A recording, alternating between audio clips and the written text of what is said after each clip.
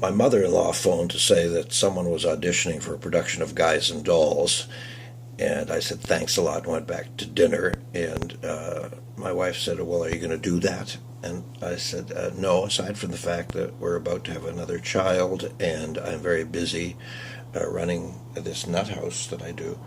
I don't sing, I don't dance, and I don't act.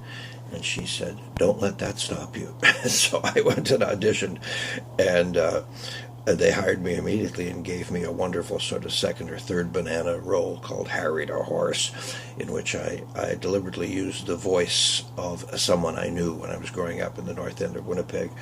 And I had read Damon Runyon when I was a kid, so I knew this stuff, and I loved it.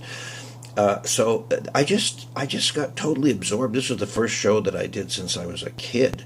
And I found myself just in love with the whole process. And even though I was busy with work and a life and so on, I attended every rehearsal, even the ones I hadn't been invited to.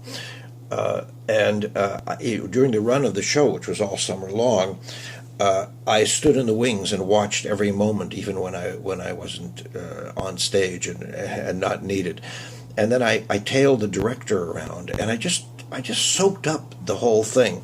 So immediately I dived into a whole secondary career as an actor, and within about a year I was directing because I just taken all this stuff on. That show happened to be magic, and in the coming years I did many shows that were far from magic. In fact, they were complete duds. But I learned that every so often in any enterprise, it could be running a pulp mill, every so often you get a group of people who are together in such a way that they really are on the same page and they have the same heart and soul. And this was one of those instances. It was an unforgettably beautiful experience, and I had a few since, but they are few and far between. In any event, I was so glad that I did this, and then I've spent many years working on stage and other places as a performer. Pickle.